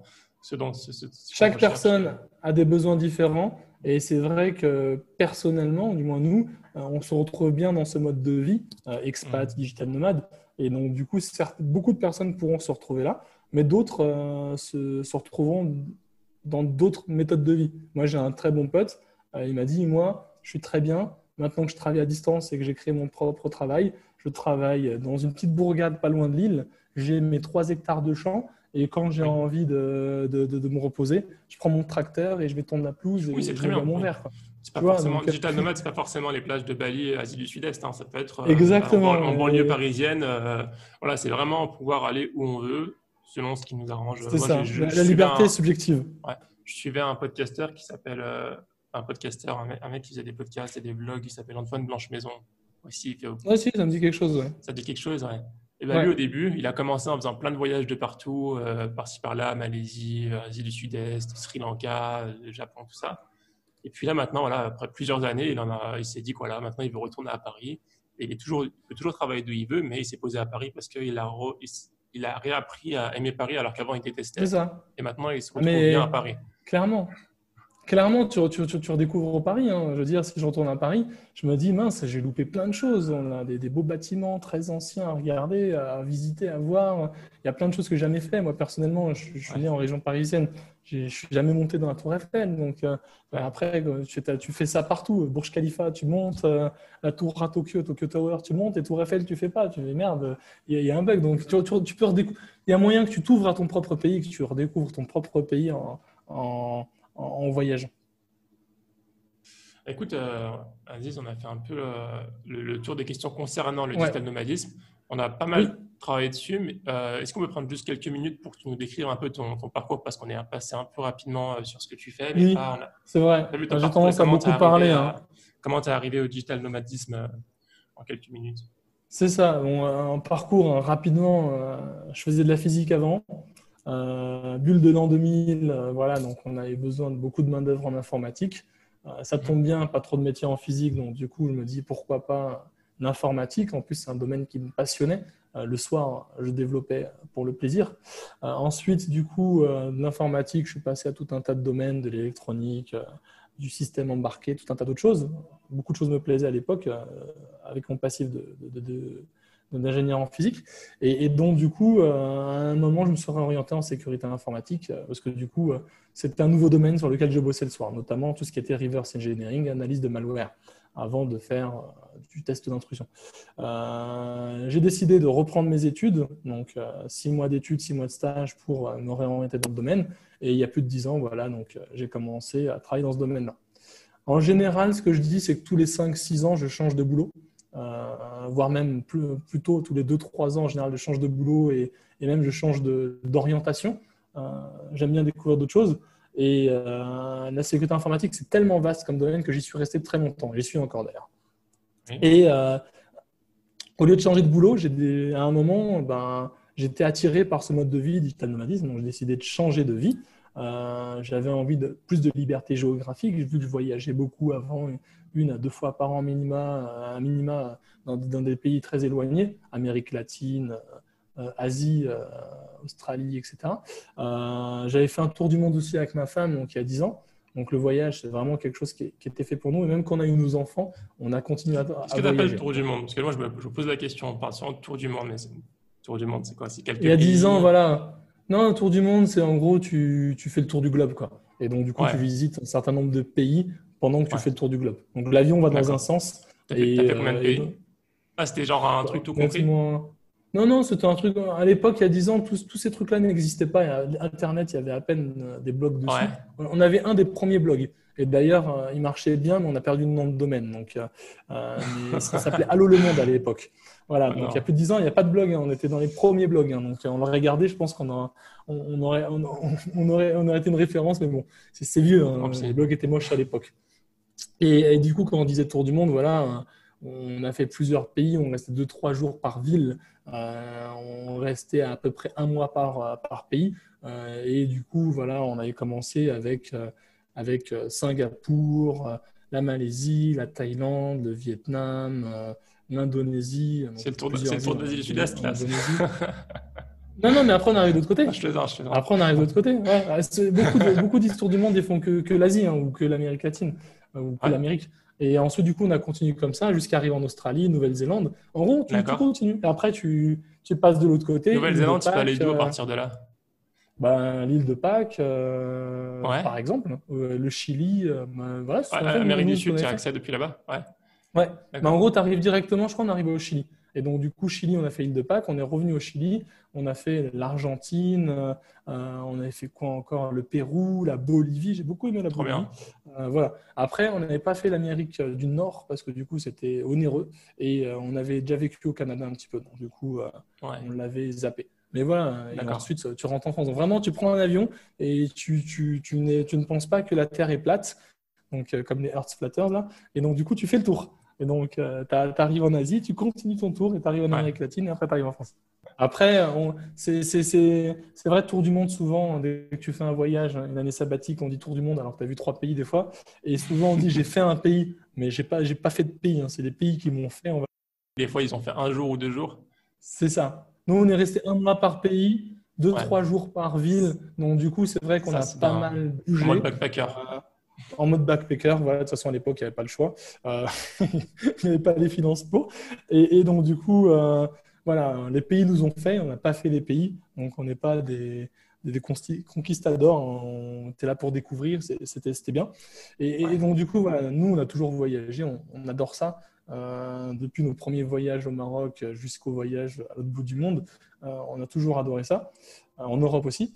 Et à un moment, quand on a décidé de changer de vie, on s'est dit, ben mince, qu'est-ce qu'on va faire? Si on change de vie, j'aimerais être digital nomade, ça commence à être à la mode, on voit de plus en plus de vidéos, avec notamment, tu Mhm. parlais de Stan Leloup, il y a Chris the Freelancer sur YouTube, il y a plein de personnes comme ça qui te montrent leur vie en Ouais. l'idéalisant un peu. Je travaille ici, je travaille là. Donc du coup, quand j'ai commencé à embrasser ce mode de vie, tous les spots que j'ai pu voir dans ces vidéos, je les ai faits. Je voulais les faire.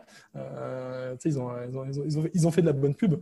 Et bref, donc quand on a décidé de faire ça, on a discuté avec ma femme, on a tapé dans la main. Donc quand on tape dans la main, c'est-à-dire on prend une décision, on a tendance à fonctionner comme ça. Et on s'est dit comment on va faire pour atteindre cet objectif que tu disais tout à l'heure. Il faut que ça soit un objectif qui soit smart, hein, donc spécifique, mesurable, atteignable, Mhm. etc. Et donc du coup, à ce moment-là, donc moi de mon côté, j'ai commencé à en discuter avec le travail, voir comment je pouvais sortir de manière propre, comment je pouvais. J'étais responsable de la sécurité applicative chez Orange Cyberdéfense, et il fallait faire en sorte que tous mes dossiers soient repris et qu'ils puissent continuer à avancer. En parallèle, quelle activité monter? Pourquoi j'ai que démarré par la formation? Dans mes activités, la formation, c'est ce qui pouvait être le plus facilement adapté à ce nouveau mode de vie. On pouvait donner des Mhm. formations à distance et donc du coup, mon expertise était recherchée. Donc c'était quelque chose sur lequel je pouvais bosser, même si je l'ai tourné d'une certaine manière avec la plateforme qu'on a aujourd'hui. Ma femme, elle, le seul moyen, c'était de s'orienter. Il y avait un domaine qui lui plaisait bien, le community management. Donc elle a démarré voilà, la création de son entreprise, la recherche de financement pour la formation, l'inscription à la formation. Et au bout de 6 mois, voilà, on a vendu tout ce qu'il y avait dans la maison, on a regardé combien ça se louait, donc on l'a fait expertiser, on a cherché des premiers locataires.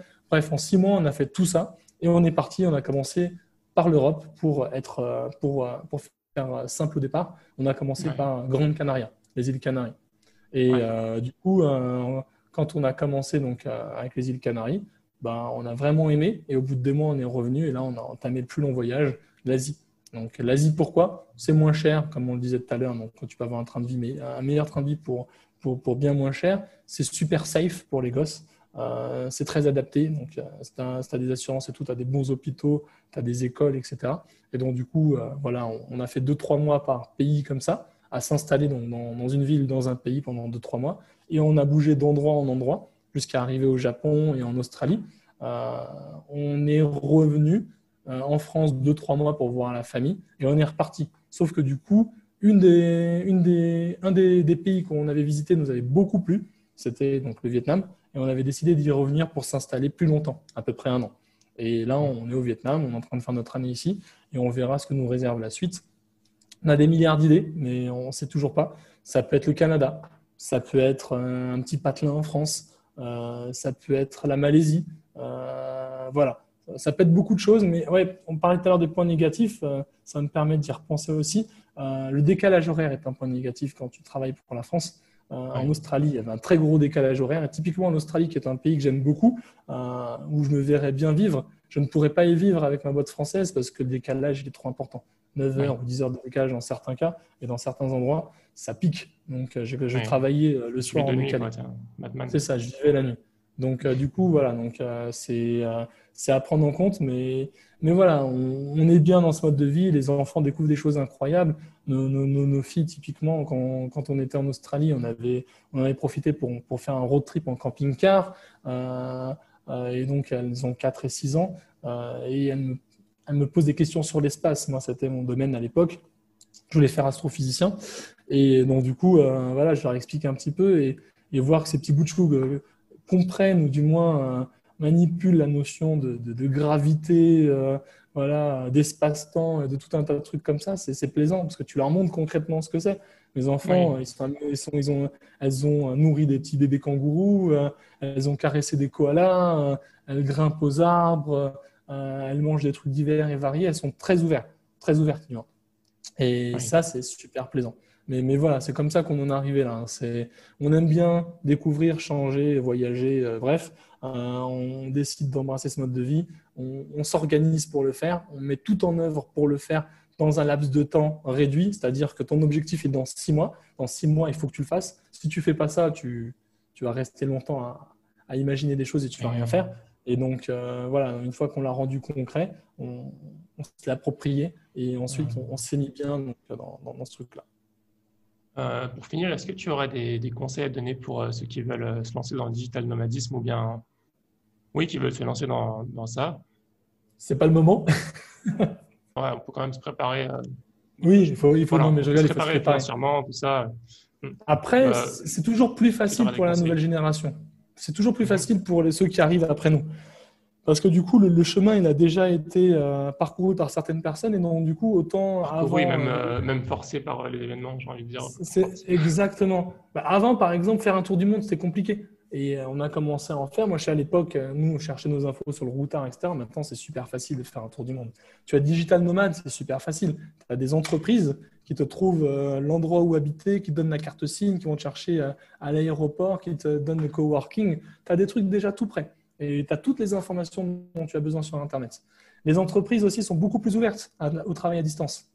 Oui. Notamment en Amérique, ils ont viré la moitié de la Silicon Valley pour faire travailler que des gens à distance. Donc les contrats sont plus précaires, coûtent moins cher dans certains cas, etc. Donc du coup, c'est beaucoup plus simple maintenant. Et si quelqu'un veut devenir digital nomade, pardon, pas digital nomadisme, mais digital nomade, déjà, il faut qu'il prépare ça consciencieusement, donc qu'il prenne son petit Excel et qu'il prépare vraiment étape par étape comment il va arriver à ce résultat, qu'il définisse un plan limité dans le temps, dans 6 mois, dans un an, je le suis, donc qui mettent un peu d'argent de côté parce qu'il faut quand même une base financière pour le faire, qui décide de ce qu'il va faire, est-ce qu'il trouve un boulot qu'il peut faire à distance, vérifier les assurances, etc., si c'est possible. Si c'est un boulot en Amérique ou à l'étranger, potentiellement, il arrivera à plus facilement le réaliser. Ne pas hésiter à faire appel à la communauté. Ils aident beaucoup. Monter en compétence dans certains domaines, les formations, comment dire, se former, s'auto-former, c'est très important. Il faut toujours avoir soif d'apprendre. Il y a tout sur Internet. Mhm. La preuve, j'ai fait du développement d'électronique, de l'informatique, ce n'était pas mes études. Hein. J'ai appris tout sur Internet. Et tout le monde peut faire ça maintenant. On peut devenir marketeur en cherchant les bonnes infos sur Internet, en passant le diplôme sur Internet. Tu as une application en France qui est très bien, qui est Mon Compte Formation. C'est une application mobile. Oui. Tu la télécharges, tu as un certain nombre, tu as un montant qui t'est octroyé pour te former et tu peux te former à ce que tu veux. Et donc, du coup, ce que tu veux, ben, si tu veux voyager, il faut que ça soit quand même adapté. Tu peux faire de la cuisine, hein, tu peux parler anglais, tu peux tout faire. Tu peux faire de l'informatique, du marketing. Il y a vraiment beaucoup de L'anglais, choses. c'est un point L'anglais, alors utile oui, à si tu veux, développer. voilà, c'est plus qu'utile, je veux dire. Il faut même si, alors si tu veux faire prof d'anglais, il faut être bilingue limite. Oui. Si tu n'es pas bilingue, c'est plus compliqué de trouver un bon job. Mais par contre, tout le monde parle anglais. Voilà. L'avantage de parler anglais, surtout quand tu es anglophone de base, c'est que tout le monde parle anglais. Les Anglais, il faut même plus d'efforts. Je veux dire, quand ils arrivent en terrain conquis. Tout le monde doit parler anglais, c'est la langue internationale. Oui. C'est embêtant, mais c'est comme ça. Mais tout le monde parle anglais et si tu veux te débrouiller dans un autre pays, il faut que tu parles anglais. Certaines personnes, notamment dans des secteurs très touristiques, vont parler français, notamment en Thaïlande vu qu'il y a beaucoup de Français, il y en a plein qui vont parler français, mais sans l'anglais, c'est compliqué. Donc, chose à faire aussi, monter en compétences en anglais. Voilà. Oui. À la fois c'est indispensable, mais à la fois, si je peux me permettre, à la fois c'est indispensable, mais d'un autre côté, il faut pas non plus, ça ne demande pas non plus un niveau voilà, extrême. C'est Si tu peux ça. parler avec des mots limite, des phrases Après, tu très sais, basiques, tu peux te débrouiller. c'est ça. Tu peux te débrouiller. Et après, il y a rien de mieux que de se mettre dans un contexte très Oui, anglophone pour parler anglais. Donc, oui. typiquement, Tu peux on peut prendre des mettre un cours peu sur d'argent de place, voilà. côté voilà, pour faire des cours dans un pays anglophone ou pour prévoir un voyage où tu ne parleras qu'avec des Anglais et que et en même temps, tu fais des cours. Donc, tu as des trucs comme ça où tu peux aller dans certains pays, tu peux prendre des cours et en même temps te mettre en plein milieu, voilà, de parler avec tout le monde. Je sais que j'avais un pote qui avait fait ça. Il était parti à Toronto, donc au Canada, anglophone. Il avait fait une école donc en parallèle qu'il avait financée, qui lui permettait donc d'apprendre de l'anglais avec tout un tas d'autres personnes qui voulaient vraiment s'approprier la langue pour mieux vivre dans cette ville. Et lui, derrière, tous ses amis, toute sa vie était en anglais. Et donc, du coup, il devait faire l'effort et automatiquement, ça rentre. Tu n'apprends pas l'anglais en regardant la télé, tu n'apprends pas l'anglais en faisant de la théorie. Il n'y a rien de mieux que la pratique. Et donc, du coup, aujourd'hui, tu peux le faire. Ça peut faire partie aussi de ce que tu prépares pour le faire. Super. Bah, écoute, Aziz, on a fait un peu le tour des questions que je voulais te poser. Pour Avec grand terminer, plaisir. je voulais te demander, est-ce que tu as du contenu, un podcast, des livres à conseiller qui toi t'ont particulièrement marqué? On parlait tout à l'heure de Stan Leloup, honnêtement. Ouais, C'est un petit jeune que j'aime beaucoup, parce que du coup, ce qu'il fait, c'est vraiment très posé, très bien réfléchi. Je le ouais, trouve vraiment talentueux. Pour son âge, j'admire bien. Donc Stan Leloup, il a fait un bouquin. Alors si vous y connaissez bien en marketing et autres, peut-être qu'il y aura des redites, mais le livre est quand même sympa. Donc il faut que je retrouve le titre. Oh là là, j'ai aucune mémoire, surtout ces derniers temps. Je vais vous retrouver ça. C'est j'ai oublié, je l'ai vu aussi. euh, ouais, Votre empire dans un sac à dos. Voilà. Ouais, Votre empire dans un sac à dos qui est très bon. Sinon, le best-seller, ça va être La semaine de 4 heures de Tim ouais. Ferriss. Je voulais en parler tout à l'heure, mais Euh, je me suis dit, ouais. c'est ça. Mais il est un peu ancien. Il est un Ouais. peu ancien et obsolète, mais les concepts, Les voilà. concepts, voilà, les concepts sont très intéressants et permettent, Voilà. ça débloque moi, ça m'a débloqué des choses C'est dans ma tête. ça. Ça débloque exactement. La première fois que je l'ai lu, ça a débloqué des choses dans ma tête. Et c'était le livre que j'avais en chevet, que j'avais partout avec moi. Et donc, du coup, quand je le voyais, quand je voyais la pochette, automatiquement, j'imaginais mon nouveau mode de vie. Alors, certes, elle est loin de faire 4 heures ma semaine. Au contraire, elle fait beaucoup plus que ce qu'elle faisait avant. Mais un truc important dans le livre, ce qu'il dit, c'est que quand tu aimes ce que tu fais, tu n'as plus l'impression de travailler. Et c'est ce qui est Ouais. vrai. J'aime vraiment ce que je fais, je le fais pour moi. Et la deuxième chose, c'est Voilà. que t'es pas obligé de travailler. Enfin, c'est un mythe voilà, qu'il faut prendre 35 heures pour travailler. Voilà. Tu peux te C'est débrouiller ça. avec beaucoup moins, selon tes moyens, selon ce que tu veux. C'est Il parle ça. aussi des Si, concepts si, des lois qu'on appelle ça la 80, ouais, 20, là, c'est quoi Pareto, déjà? Parkinson, toutes Pareto. Donc, ces lois sont importantes. Moi, je les mettais en œuvre quand je hmm, travaillais en France, hein. Donc, ça me hmm, permettait d'être 2 fois plus efficace que la normale. ouais, Pareto, Parkinson, toutes ces lois d'optimisation du travail, du temps de travail, c'est important. Je fais ouais, 2 fois ou 3 fois plus de choses dans un laps de temps classique. Donc, du coup, vraiment, la semaine de 4 heures est un très bon bouquin. Sinon, la version, on va dire, française de la semaine de 4 heures, pas une version française, mais une alternative euh, faite par un Français. C'est Tout le monde n'a pas eu la chance de rater ses études d'Olivier Roland. Donc, ouais, on va dire j'ai que pas c'est lu, un mais très gros pavé avec hmm, tout ce qu'on peut retrouver dans tous les bouquins de développement personnel américains, dont la semaine de 4 heures. oui, Le résume. Voilà. Donc, ça va vous ouvrir vraiment beaucoup il y a aussi, il a quand même cet avantage. Je ne suis pas un grand fan d'Olivier Roland, même s'il a beaucoup de qualités. Mais derrière, il y a quand même beaucoup d'informations dans son bouquin et tu comprends rapidement qu'il y a des choses à faire. Et oui, voilà, faire travailler du monde à distance, déléguer, travailler sur Internet, ouais, méthode d'optimisation du travail, voyager en même temps. Il couvre un peu tout. C'est une sorte d'encyclopédie fouillie de tout ça. Euh, et du coup, tu ressors des choses. oui, Après, tu as Père riche, Père pauvre de Robert Kiyosaki, qui aussi te permet aussi d'avoir une autre manière comment dire, d'appréhender l'argent, si on peut dire ça comme ça. Euh, hmm, Moi, personnellement, voilà, donc de par ma famille, donc voilà, mon père était ouvrier, ma mère était femme au foyer. Donc, on a une certaine vision des choses qui est complètement différente de celle d'un enfant avec deux parents qui ont des très bons revenus.